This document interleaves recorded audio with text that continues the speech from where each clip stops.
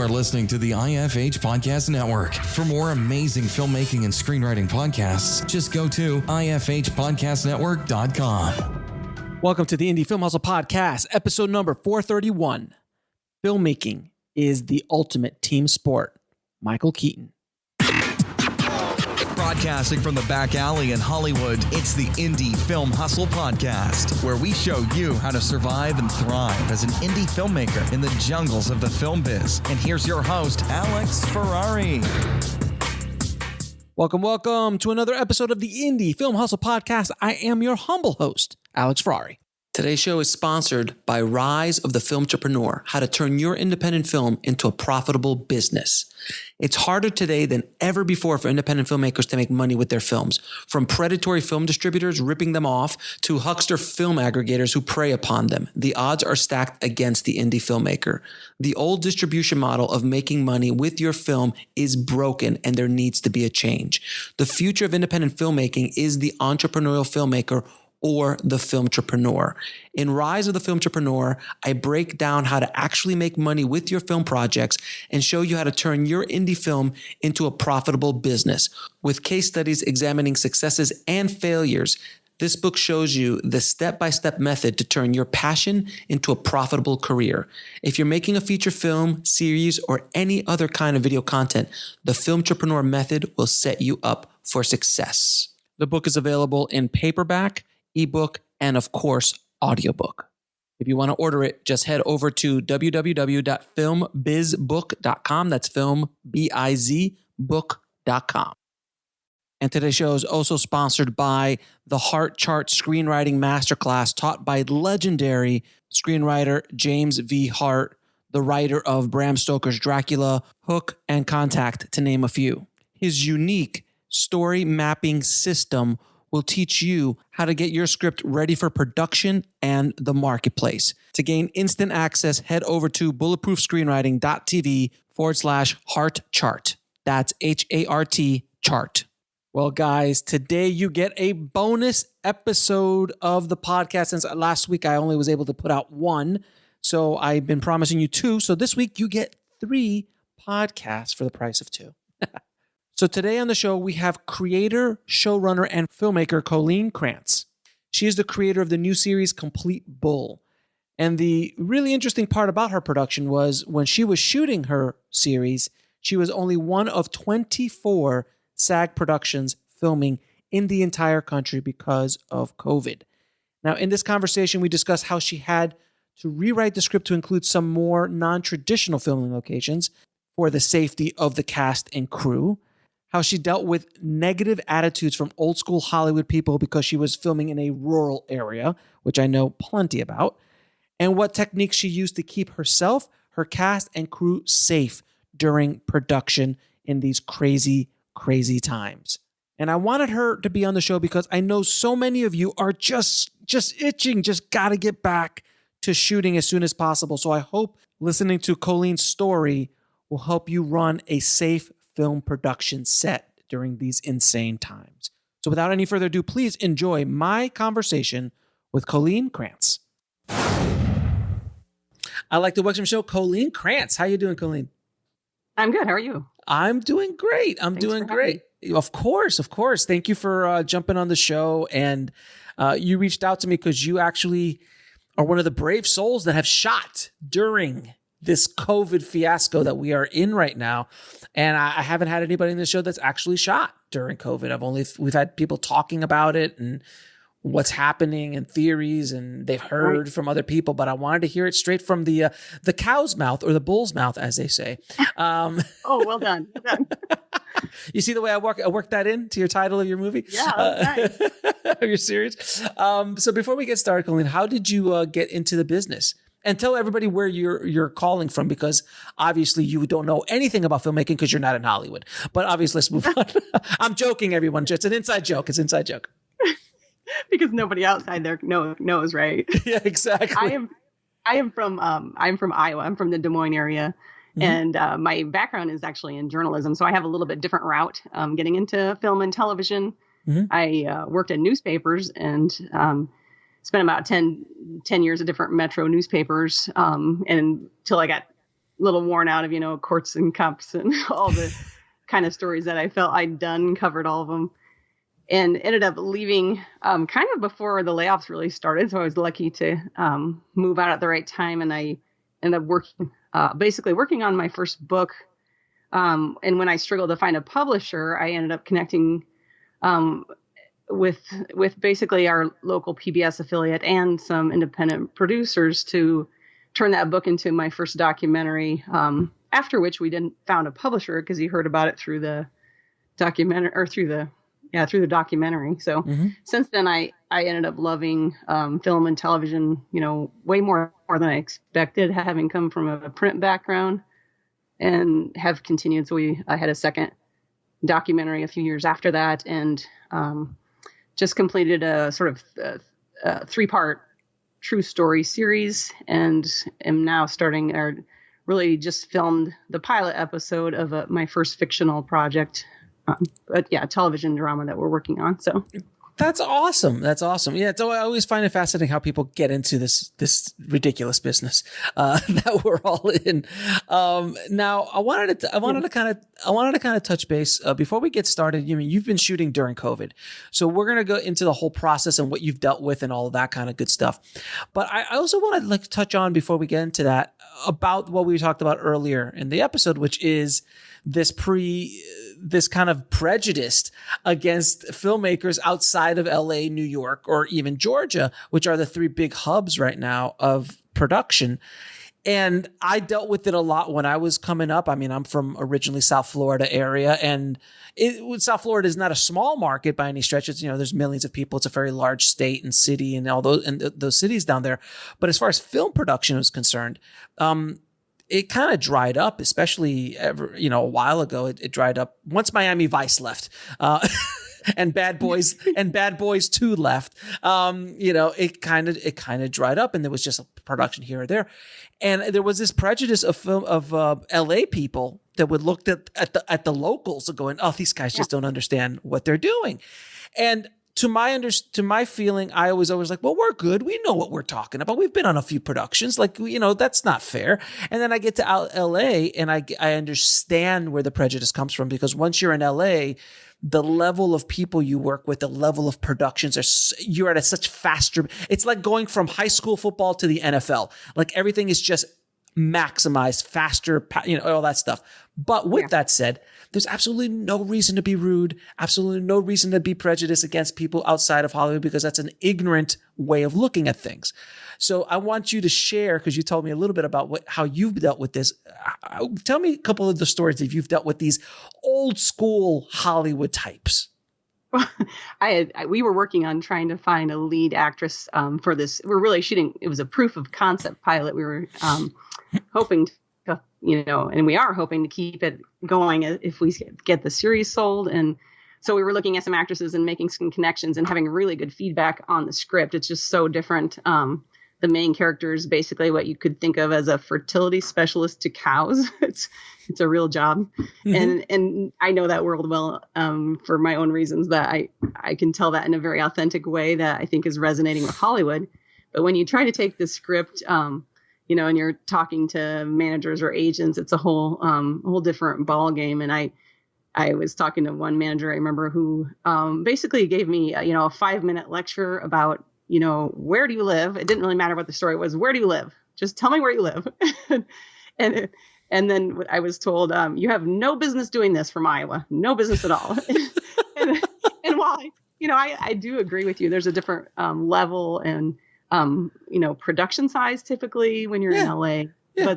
But I also think there's room for all voices. And yes, sometimes that's what I worry about, is when we start saying, okay, this, let's ignore this state or people from here because they're not in LA. You really lose a lot of those voices that aren't represented, whether it's an ethnic voice or gender or just, sort of associated with different jobs or lifestyles. And so, another example I had was for a while I'd done, had an app that was sort of trying to teach people to be smarter news consumers, knowing when they're maybe being manipulated a bit here and there, and created a game. It was for middle school and older. And I remember I had hired a gal in LA who was extremely excited. She had come to me. She wanted to work on this news tutor app I had at the time. And we'll be right back after a word from our sponsor. And now back to the show. And we were set to go, it was about her first day. And then she found out I was in Iowa, and she's, I didn't know you were there. I'm out. So I said, you know, we have this thing called the World Wide Web now. Yes. Where we surf the internet. Yes. With our dial-up modems. We just got to DSL connections here in Iowa. So I'm like, it's ridiculous. It's absolutely ridiculous. And I know the thing is that most people listening to this podcast are not in LA.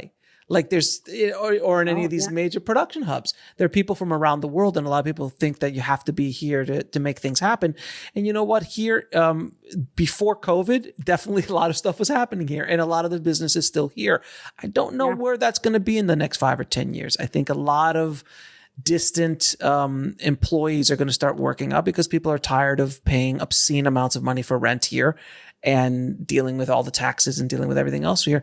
Like, I'm sure my cost of living is extremely different than your cost of living. Yes. And the point is, like, and also for filmmaking, like the cost for me to do something in LA versus the cost of shooting something in Iowa, I'd imagine is fairly different. Yeah. In fact, it's funny because people are surprised when they film here that, a lot of times locations either don't, first of all, a lot of the cities don't require permits, maybe the state wants you to say when you're here.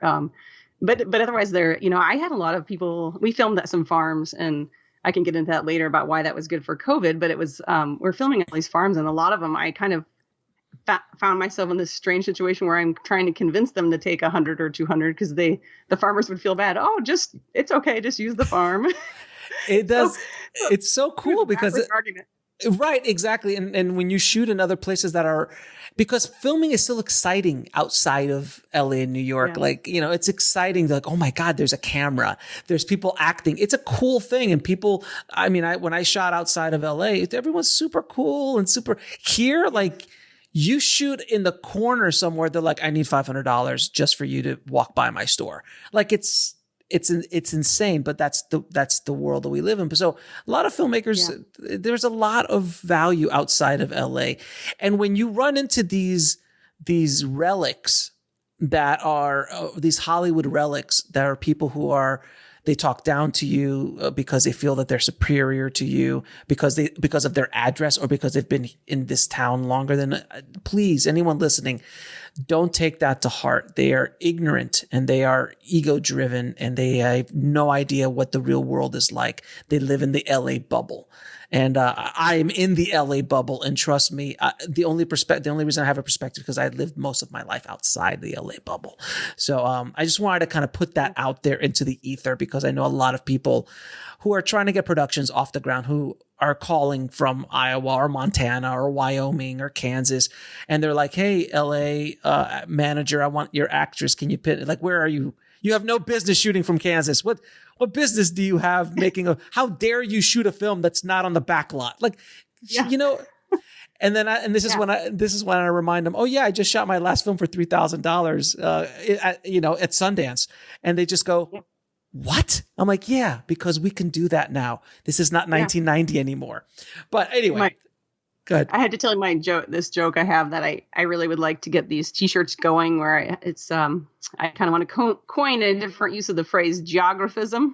Yeah. So, a little judgment based on where you live. But my joke was that, well, if I tried to coin that phrase, they'd be like, well, what does she know? She's from Iowa. Exactly. It's like that old movie Field of Dreams. Like they're building a baseball field in Iowa, like in corn. It was great.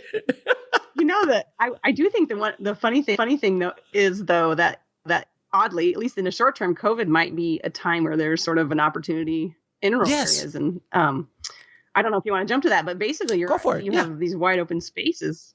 So it's like it might actually be an opportunity where you might be smart to be looking at, film or television being shot, rural stories being shot, or places that can use that, take advantage of that wide open natural isolation. Yeah, absolutely. Because there's so much production value also in those kind of areas, and there's so much landscape, but you can create a production bubble, which we're going to talk about in a second, is creating that production bustle isolation. Because here in LA, it's extremely difficult because it's a giant city. Any major city, Chicago, New York, Miami, any major city is going to have a difficulty because you're on top of each other, because it's a giant city. But shooting out in the rural areas, you might not have the support that you might have in a big city like LA. You can't go down the street and pick up a lens, or if something breaks, so you have to be a little bit more prepared. But I think in the world of COVID, it will be a lot more beneficial. Now let's get into COVID, you filming in COVID. What's the filmmaking process like shooting with COVID, in the COVID world? I'm dying to know. I would say it was not that fun, as you can imagine. So the thing that stands out now, we did this we originally were set to start filming this pilot that we're doing for our series that were proposed called Complete Bull. And it's, I really think the reason SAG approved us to move ahead was because we have almost entirely outdoor scenes.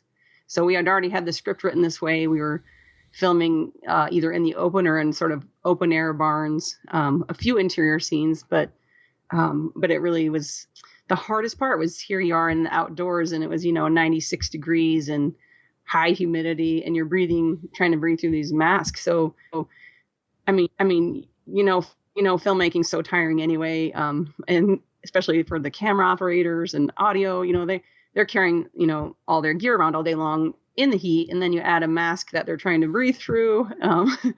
And that was probably the hardest part, is just that you're always in this mask in the heat. But on the other hand, well, I guess I should say, so there was so many steps, just to get ready, and so many steps on set. So what are some of these? Yeah. So what are some of these steps? I would say, so for onset, it's all the things you would expect. It's as you arrive, you have to go through all the reminders, even though you've been over these in advance. You want to remind everybody everything related to COVID again. But then, there's hand sanitizer, separate containers for everyone, basically. Everybody has to have masks, and ideally you're either they're being washed every night or switched out. And it goes from there, like setting.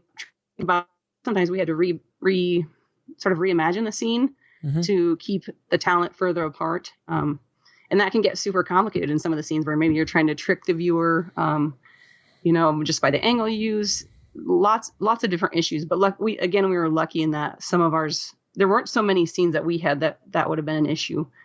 But it's in advance, it was a lot of conversations with SAG about how we were going to do this safely. We actually went through a whole breakdown of the whole script. I had to write a description for every scene on how I would sort of guarantee the safety of the team. And how I would revise what I'd planned. We had to kill a couple scenes. For example, there was a bar scene that was supposed to, include probably 100 people. Well, that not so much. Not so much. Yeah, not so much now. And we kind of hope maybe we could add it later, but the more time that passes, I don't know if we ever will get to. So I would suggest for people who are in that situation, try to make sure you set yourself up to have a route around that in case you can't go back and add scenes later, because it's just, who knows? So did you guys have like a production bubble? Did you like quarantine for 14 days before you all came out, or was it a little bit more loose? We really debated that, and we had a hard time with it. But what I ended up coming up with was, I felt like, in some sense, quarantining might be a little disingenuous, because there's still a travel to get to location, right? So, I mean, unless you're coming to set and housing there, and right, and which I know some people are trying to do, but I felt it was better to just assume everyone was sick. That's kind of the mentality I went in with. Partly because, again, you can have people are asymptomatic. So my mentality was, let's just pretend every single person here has COVID, and our goal is to not let that sort of leave them and reach someone else. So we did ask in the 2 weeks before, we asked everyone involved to basically, not travel anywhere, stay only with the people that they were already living with. And even that felt like a little risky, but we didn't think it would necessarily benefit us to pull everybody from their families. We'll be right back after a word from our sponsor. And now back to the show. The whole time, and instead go with this philosophy that they're all sick. I mean, they weren't. We had nobody show a fever the whole time, but as far as you might, again, we don't know for sure that they didn't, but we never had any evidence of anyone being sick or getting sick, immediately after or the few weeks after. But we just told ourselves they were, in a sense. Okay, so that's a really good way of actually approaching. The one thing I think would have changed since, because we filmed in June and July, and I would say the one thing that changed is that when we were starting in Iowa, tests were not widely available yet. They were limited to only people showing symptoms. That's changed now, but SAG was really understanding and aware of that certain states didn't have tests widely available. So we did not actually have that opportunity to test, everybody involved before we started, which I think now, if somebody was going to film, I think that would be a good idea. But again, that's part of the reason we had to just assume everyone could be sick. And even if you do have testing, assuming everybody is sick and approaching production in that manner is probably a wise way of going about it. It's just a really good mentality. And we even talked to our team about that. We were coming up to a few weeks before, and there was I had this sense from some of the team that there was this nervousness, like, are we really going to do this? And I know that's the thinking in a lot of places, and I understand that, but I just said that the reality is even if you go to the grocery store, you're putting yourselves at risk. I will not hold it against you if you drop out of this. Everybody's got family they have to think about.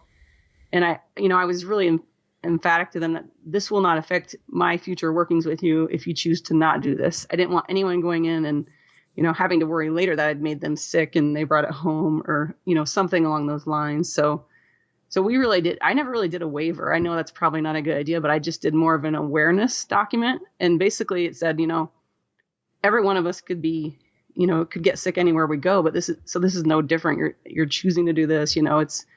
I didn't ask them to, waive the right to sue me, but it was basically, I really just wanted them to not go into it sort of blind and think, this will be safe, because it is a risk anytime you step outside your doors during COVID. Exactly. Now, how many people were on the crew? We ended up having so this is the interesting part I forgot to mention. At the time, the state of Iowa had a 10-person gathering rule. So basically, all of a sudden, we went from, if we were going to move ahead, we had to we basically shifted our whole filming order around and put the smallest scenes first with one, anything with one actor or two. And we had to basically eliminate, we had now our crew wasn't huge anyway. We're very low budget, but we were probably 12 person crew, and we had to get it down to, I think 6 to 8 on those first 2 weeks. And we were lucky that the state then, as things improved for a while, they shifted that to a little bit larger gathering. And we were working with a local public health department, and with them we decided that we would still try to keep it to only 15 people on a set at a time, which again would be impossible for some productions. But because our scenes tended to be smaller and we killed the biggest ones, we would do that. There was only, I think, one day where we had to sort of set up what I think of as sort of filming areas and zones, because we went beyond that 15 person. Now, and how much longer did it take to actually shoot with all of this precaution? And was there were they everybody 6 feet apart or more?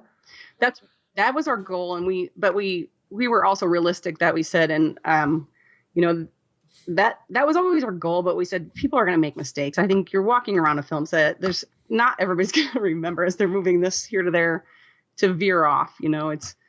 It was impossible in my mind. We just talked about trying that as much as we could. And if you're passing someone close, don't linger. And so, yeah, it was always the goal, but I don't think we ever expected it would be 100% perfect either. And it wasn't, but it was, I would say, majority of the time we managed to do that. And how much longer did it take to shoot? Because I'm assuming this added time, because this not being able to be so close, you're going to have to move slower. It was really more about the days being longer. I think I would guess that we probably added a couple hours every day. We ended up filming over 15 days. I think we'd actually planned on more, but it was because we killed some scenes. So I think we ended up running about the same number of days if you account for those scenes, took those out. But it was just that the days were maybe 2 hours longer than they would have been otherwise. And what are some of the SAG requirements? At the time they were a little bit flexible about advanced testing, but I believe, unless this has changed, that at the time they were requiring, or now they would like testing for everybody involved in advance, which in some areas can be kind of expensive. So anyone getting ready to go needs to make sure they look at that and pay attention. I really liked having SAG's support. We had a long meeting ahead of time on the phone to go over everything from, how are you going to handle this scene where, these two are sitting, in this crowded kitchen, I guess, or small kitchen. How will you deal with that? They would sort of walk through every scene. Having taken the time to look at your script and know it and ask you details about that, they would talk about, like, if you're inside somewhere, how is it going to be cleaned? What about air movement? They'll want to know, personal protective equipment, what you'll have, and making sure that it's going to always be available and clean. And a lot of that, I think there was, if I remember right, there was a little hesitation about having talent sign any waivers. And it would have to be pre-approved by SAG also. So that's something to think about. But I do think I think what the SAG representative we had on site told us was that we were one of the first dozen to get going in the U.S. at that time. Wow. And yeah, and they were, so they were learning too. And that was I thought they were wonderful to work with, because you had somebody you could say, hey, we're having trouble with people getting overheated in these masks. Do you have any suggestions on that? And they'd say, well, we were just in Oklahoma and we were filming outdoors also. It was 110. We just decided people should step 30 feet away, take a break, take your mask off, and then put it back on before you come back. So those were the kind of things they were really understanding about and helpful, because they knew they, like us, are sort of figuring this out.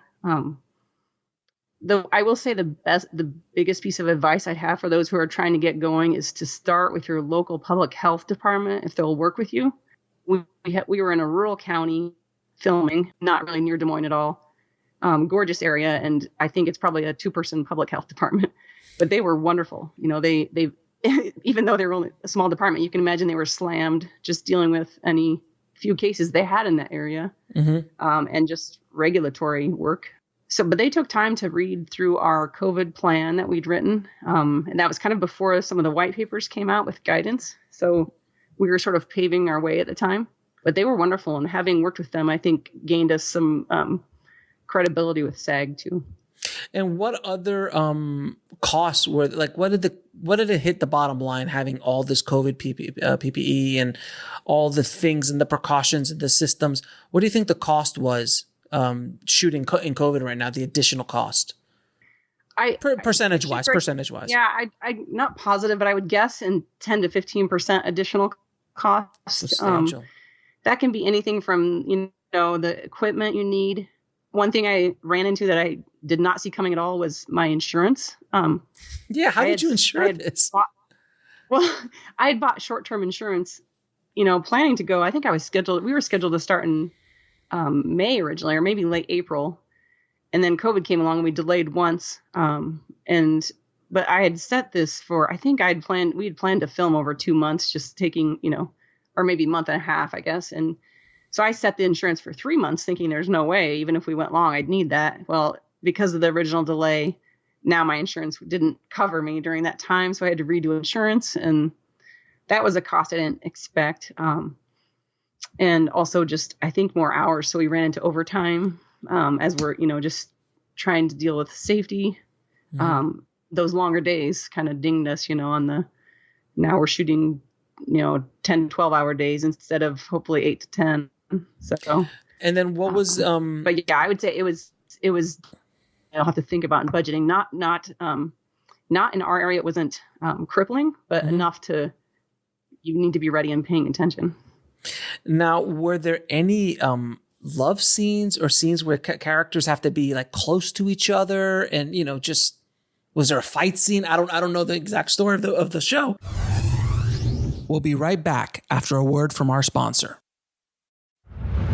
And now back to the show.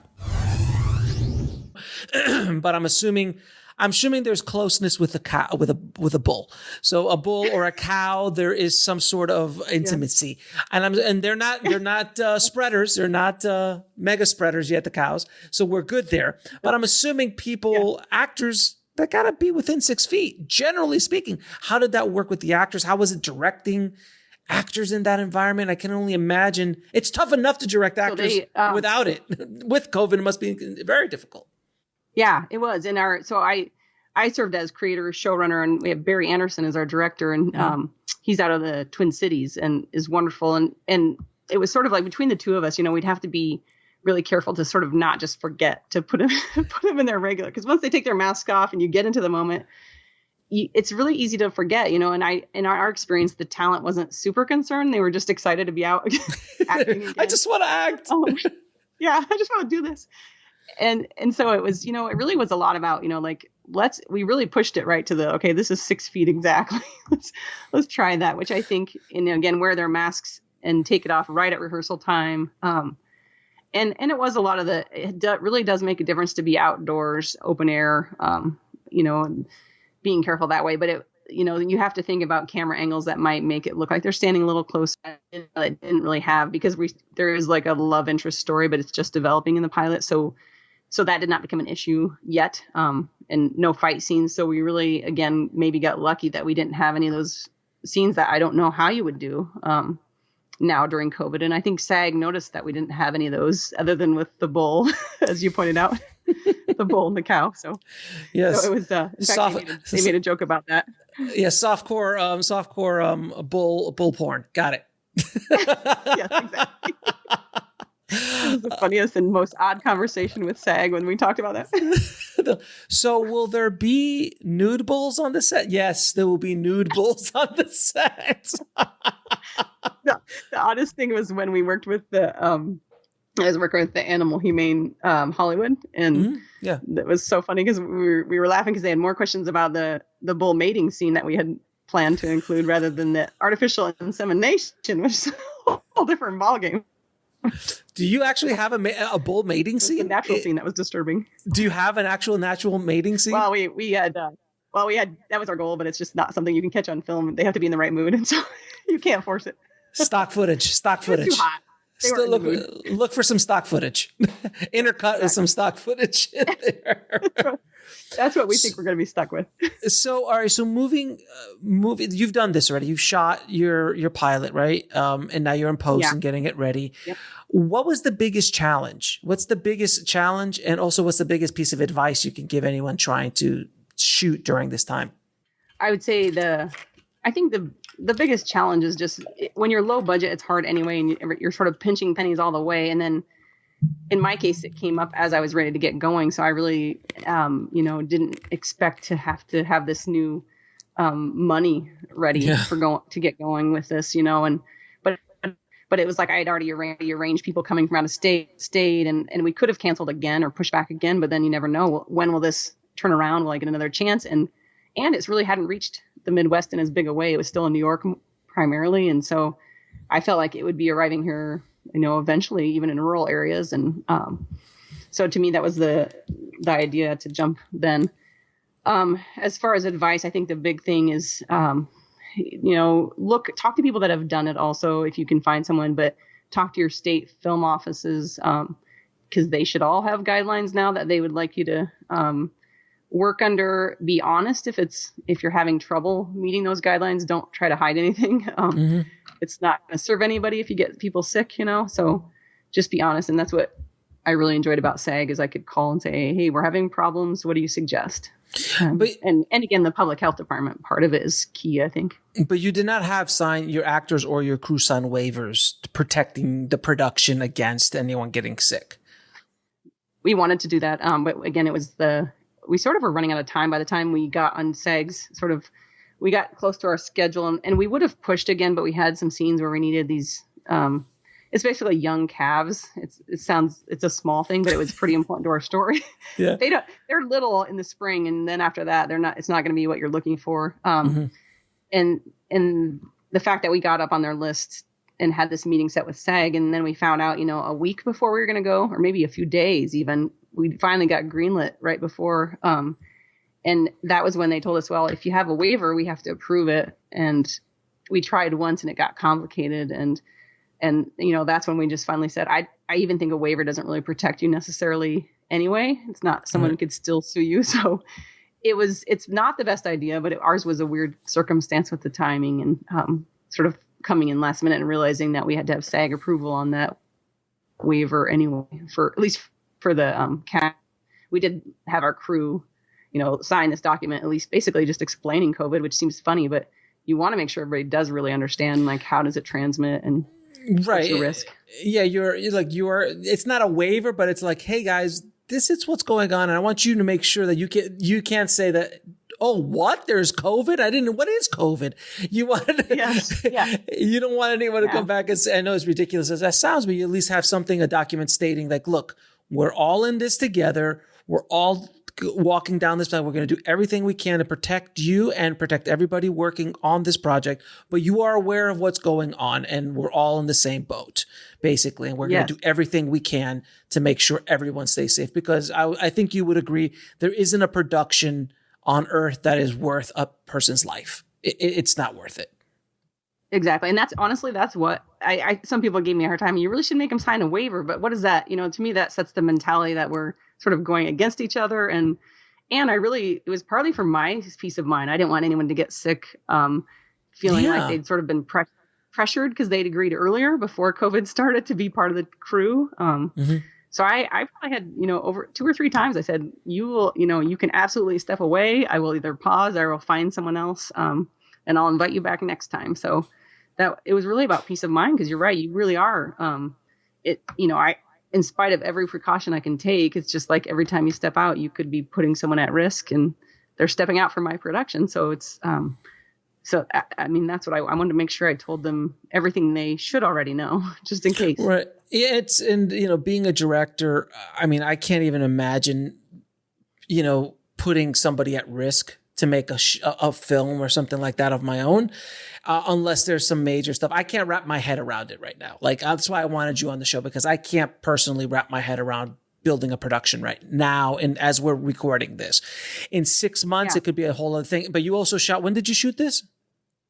We did this in June and July, early July. And I will say the one difference was that at that time, so this little county in Iowa had 1.8 cases per 1,000, but their population density is also like, I can't remember how many people per acre, but they're spread out. You can, for the most part, you'd go to a farm and there'd be the next neighbor is a mile away. So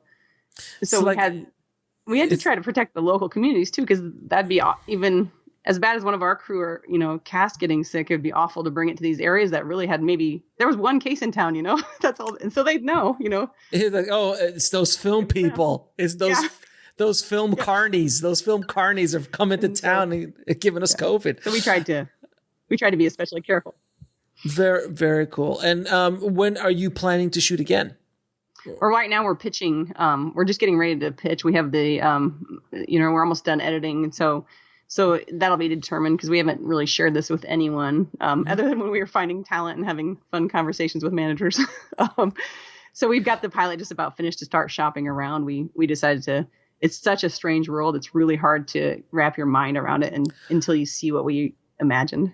Now, if you don't mind me asking, what were those conversations with talent managers like? During the age of COVID, like, it's tough enough talking to an agent or a manager about getting an actor on a production, especially where you're coming from Iowa or you're not an established big filmmaker, have anything like that behind you. So, what were those conversations like in the times of COVID? A lot of that conversation had happened before COVID started, but we were about ready to sign an actress for the lead, and right then they COVID started, and they ended up she said she wanted to do it. She was in, and I don't want to say who it was, but it was basically last minute, change of heart because of COVID. And I think the way her agent put it was, it's causing tension in the home, which I think I took to mean, her husband didn't want her to go, didn't feel safe about it. We'll be right back after a word from our sponsor. And now back to the show. And I can respect that. That's going back to what I said about the crew. Even you don't want somebody there who's feeling extremely fearful, and just creating tension in the families. So that I think that's when it sort of hit, was where we were getting ready to. So people were reading the script that were close to signing with us, and then COVID came as we were about ready to finalize some of the roles. And blew things apart a bit in different situations. We were really lucky because we are extremely happy with the talent we did end up finding. But what it turned out, just because of who we found next that we really liked, they tended to be, we have some leads from Chicago. And what I wasn't really focused on this. We figured we'd be bringing people from LA, but it turns out they're, that ability to drive instead of fly felt a lot safer, and we did have a few people drive from LA. I feel bad for them, but we had a few people travel from LA, but we asked them to drive because of the, I just don't know how you keep someone safe on a plane necessarily. And you still risk when you're traveling, but we felt better having them drive. But that's a 2-3 day drive for some of the people that came. So it was a big commitment to make the trip. And in some ways it was nice that we had, Chicago's 4 hours from where we were filming. So that was a blessing. Yeah. And speaking from somebody who's been inside of a bubble here in Burbank, California, I would actually look forward to a 4-day drive, to tell you the truth, just to get in a car and drive. It was amazing how we found that there was excitement about that. It's I think I can mention his name. Phil McKinley is a very famous Broadway director, and he had directed The Boy from Oz with Hugh Jackman, and he had somehow, through our casting director, got the script and was really interested. Well, you can imagine, like, you're going to audition this guy who, if you say no, you don't know if he hasn't acted in a while, so it's a little scary to audition him in case you don't like his talent. Right. He's the director. Right. Well, he turned out to be amazing, and so he plays one of the lead roles. But he was driving from California, and I think was excited about it. I got to get out of here and just see something new. And right. So, you get stir crazy. Yeah, you get stir crazy. So don't be surprised that people are willing to drive cross country just to get the hell out of their house. Well, to be fair, we had to pay them travel days too, but Hey, trust me, they're not that excited about travel days. It's just, That's true. That's true. It's just want to get out of the house. And the tricky part is then, where do you stay? Like that's the other thing you deal with. Like, what hotels are safe to stay on the trip? You don't want them driving through. So what we're figuring out, because my family and I have been trying to. We had a whole summer planned. We were going to go fly here. We were going to go there for vacation, and obviously that got thrown away. So we're looking at driving to a vacation sometime before the year is over. But we're going to stay in motels, because motels make the most sense COVID-wise, because there's no hotel. You check in, up front, and then you just go straight to your room outside, open air. Yeah, and it's fun. Yeah.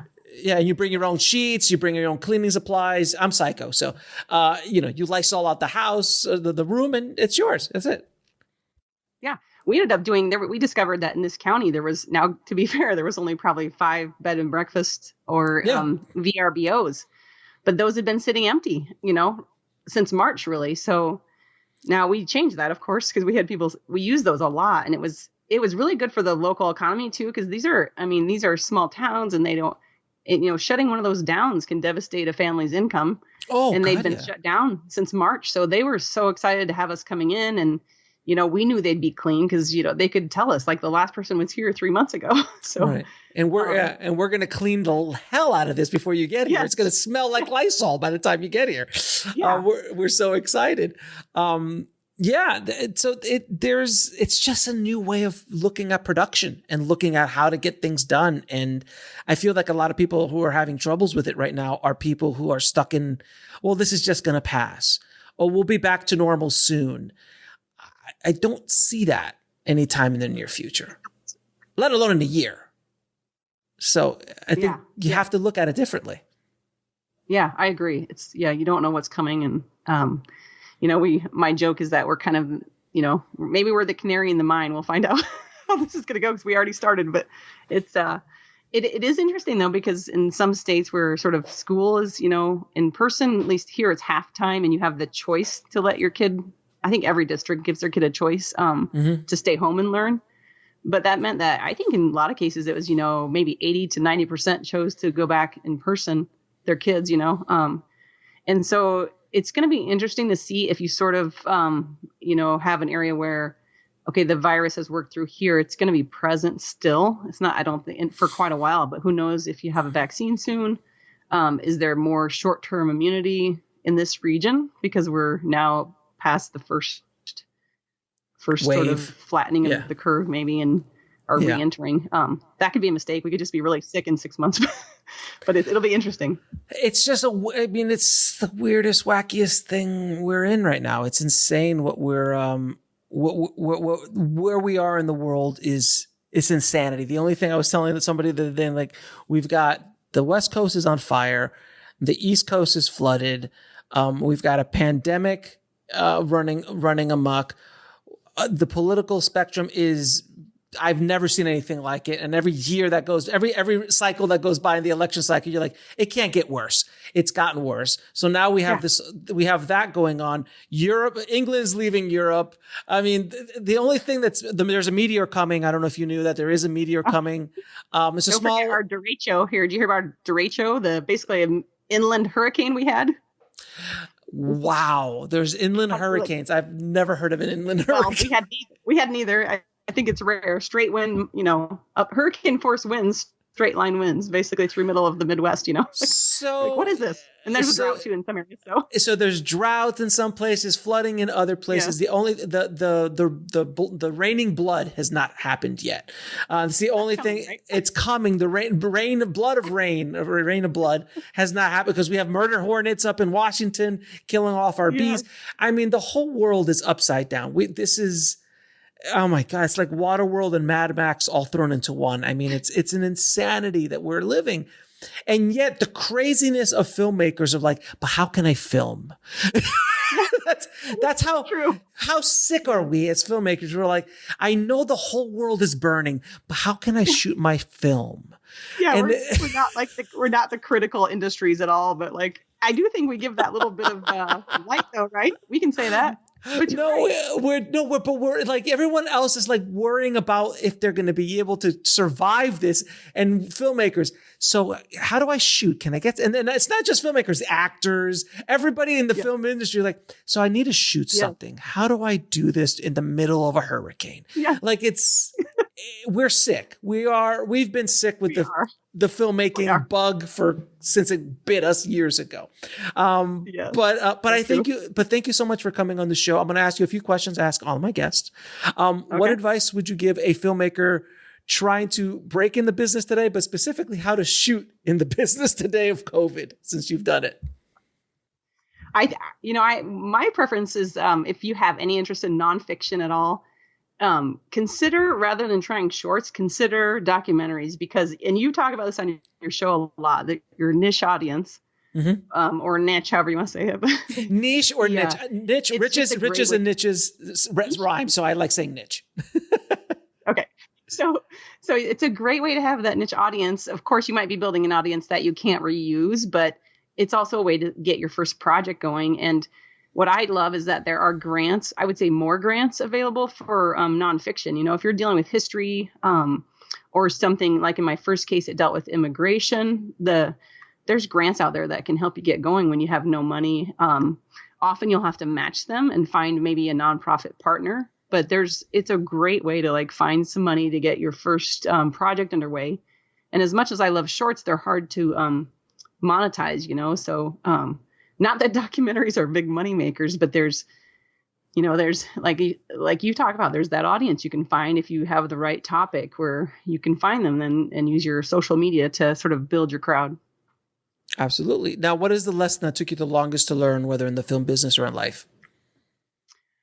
I would say probably to trust your sense of curiosity. I had, I'd basically spent a lot of years telling true stories in newspapers. And it took me a long time to sort of think, if I'm wondering about something and it sort of keeps coming back to my mind over time, maybe others are too. And that might be, no matter how random this topic is, sit on it for 6 months. And if it's still something you love the idea of, don't hesitate to dig into that and explore it.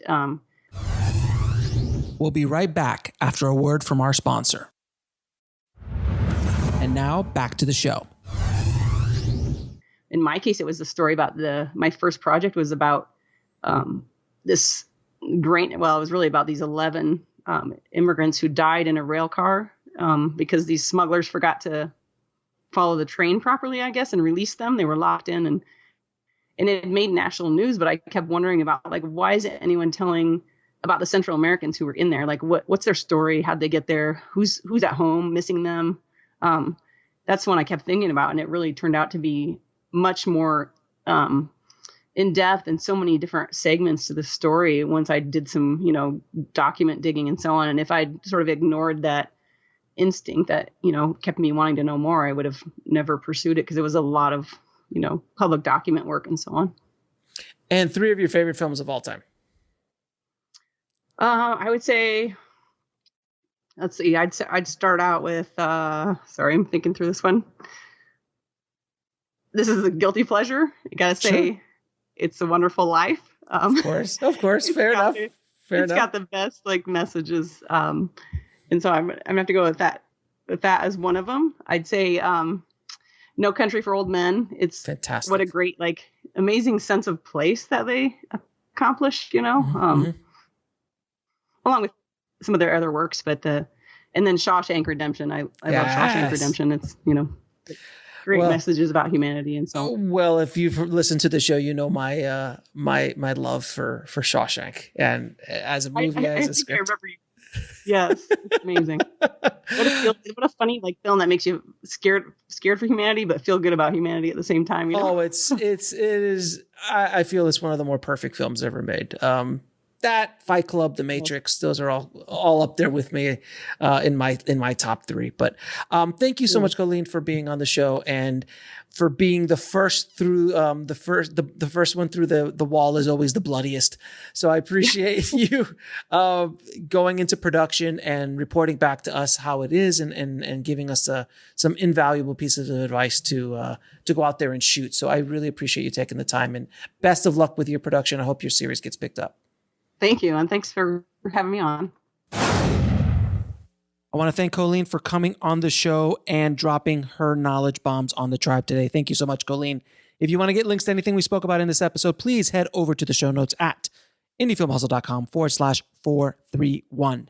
And I hope this episode inspires you guys that you can go out and shoot during COVID, but you have to stay safe and you keep your cast and crew and yourselves safe during these insane times. Thank you so much for listening, guys. As always, keep that hustle going. Keep that dream alive. Stay safe out there. And I'll talk to you soon.